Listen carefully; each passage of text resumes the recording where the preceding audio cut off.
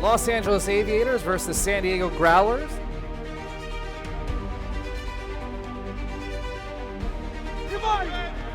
Oh, woo! Oh, he's looking for a foul, it looks like. Foul. And here's a deep puck on the Growler side. It's floating. Shapiro trying to box out.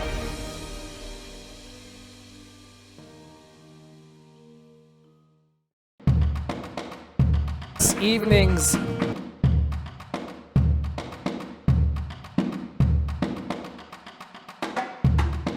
and Skipper, what are you looking for today in the matchup? I'm looking for LA to come out strong. Mm-hmm. This is my third year, if you like skip the COVID year, I think. So yeah, a third year actually playing.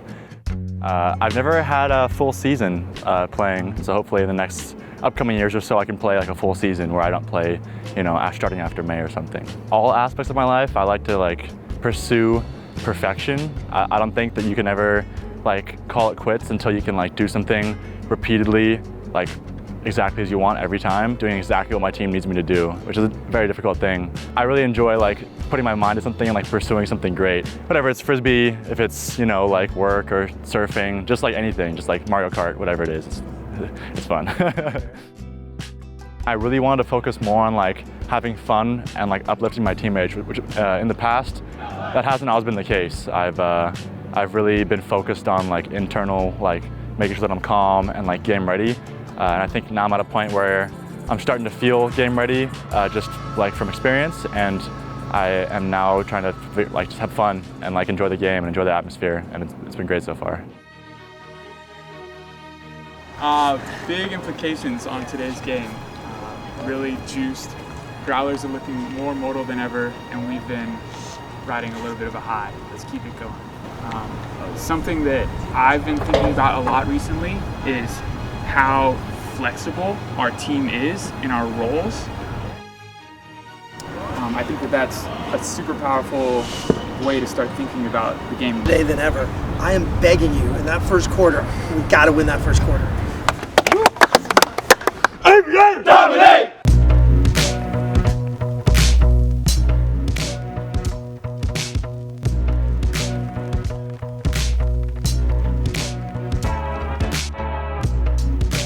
The San Diego Growlers are the Aviators' SoCal rivals. When these two teams battle, it's always intense and very close.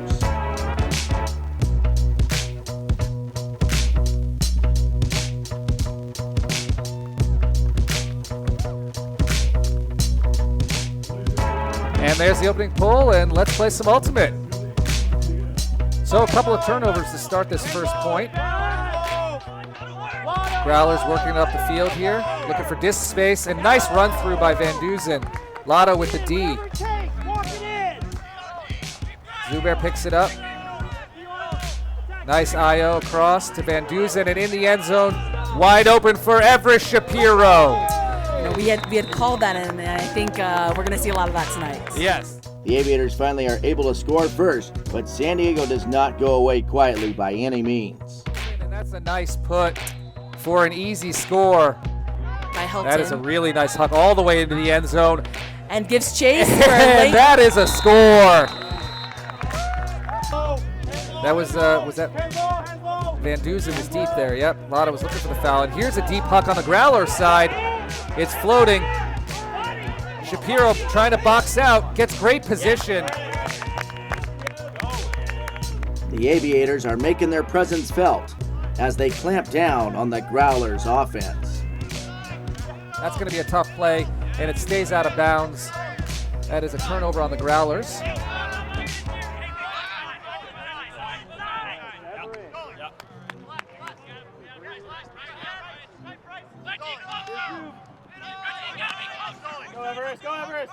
Blitz decides to wait. Nice and patient. Back into the middle. Mitchell Steiner over, and there it is. A beautiful work there. That was Garrett Santee with the throw.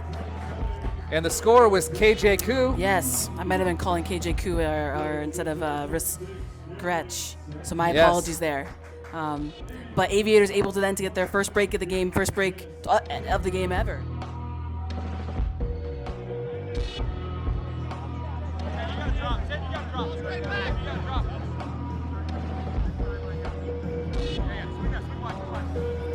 A double team start out by the Aviators. Yep. Ooh. Almost got a turnover there on the goal line. There's a hammer to the far side. And that's a great defensive play there by KJ Koo.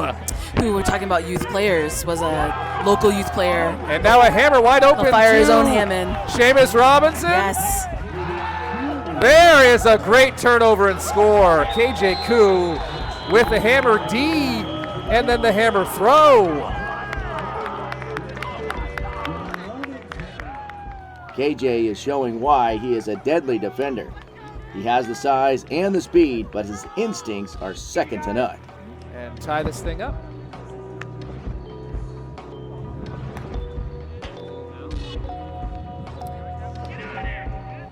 A pretty floaty, lofty throw there by the Growlers. Goldberg letting it drop there. Yep. Three-handle set. Miller And with a deep shot. Deep look there. I think that might be Shapiro. No? No, that's not Shapiro. I think that's Koo there. Yep. All the Koo way with a long across. shot. Find a. Woo! That was dangerous. Very fortunate. Gretsch stole a goal from was that Steiner, I believe. yeah, Mitchell Steiner Blitz. And I suppose if you're Aviators, you want one of them to catch it. Absolutely. But if you're Mitchell Steiner there, maybe you're a little bit sad about that missing stat there. At the half, it's anybody's game, and Coach Landisman is making some adjustments to keep the turnovers to a minimum.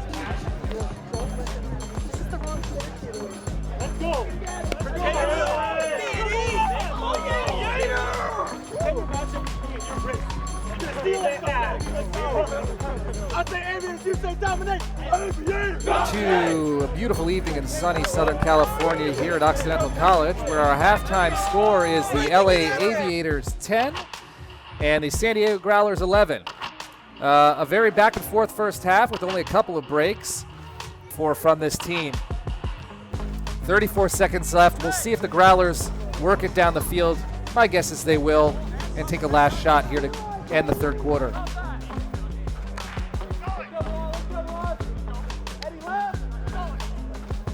And there's a wide open Growler there. 22 seconds left. Getting it close to the goal line and into the end zone, and a leaping grab and a D with 12.2 seconds left. And I believe that was KJ Koo with the D, who also goes to pick up with the disc. the D. Can the Aviators get three in a row here to close out this half?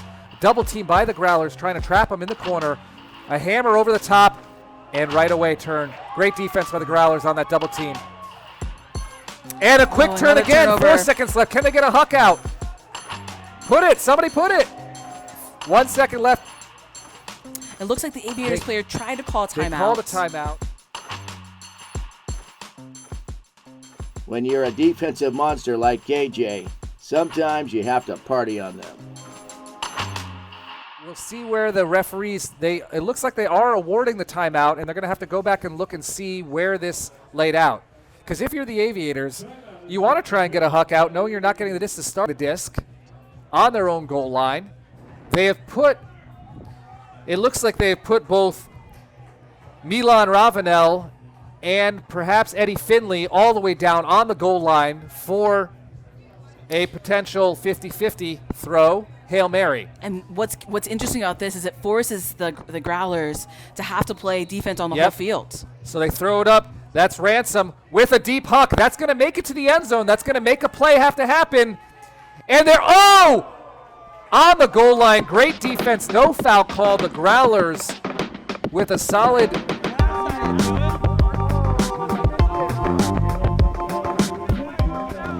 The score tied going into the final quarter. Every throw matters. Referee throws down his hat to mark the disc. Huss about this referee here. He really Absolutely.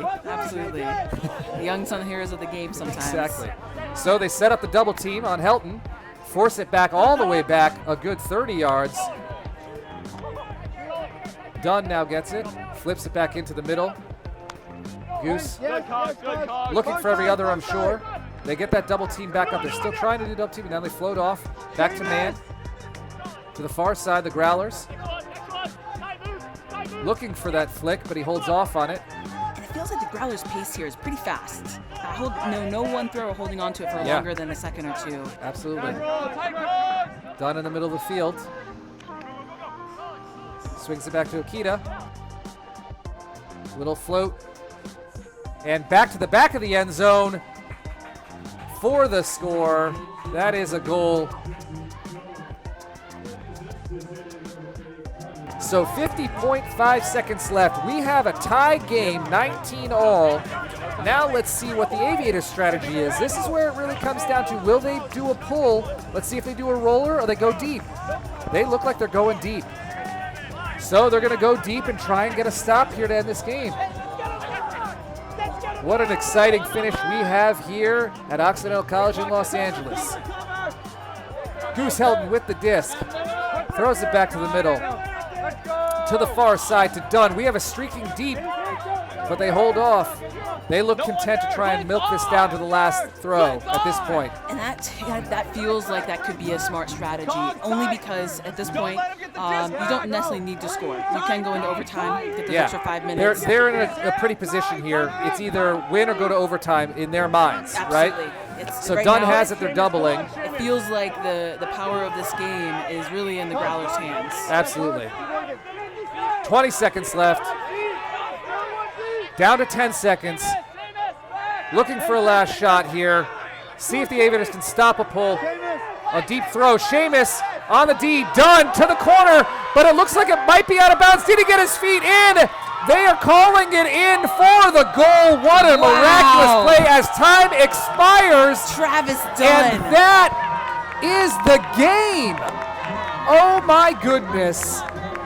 I don't think that the Aviators looked Aviators stunned. poised to put this in overtime, and that is a deep huck to the corner. Dunn Had 3 defenders. toe points and 3 defenders around him, and he was definitely in with a foot. And what a heartbreaking loss for the Aviators. It's curious. It does look like the refs are in the middle of the field. I don't think that this is getting called back, but we'll stick around just to see if for some reason there's a call that is so late. It did go off in time, and with that, the Aviators fall to 3-4 and a heartbreaking loss there. Exciting, well-played game on both sides. The loss to the Growlers stings and will undoubtedly hurt the Aviators' chances of making the playoffs.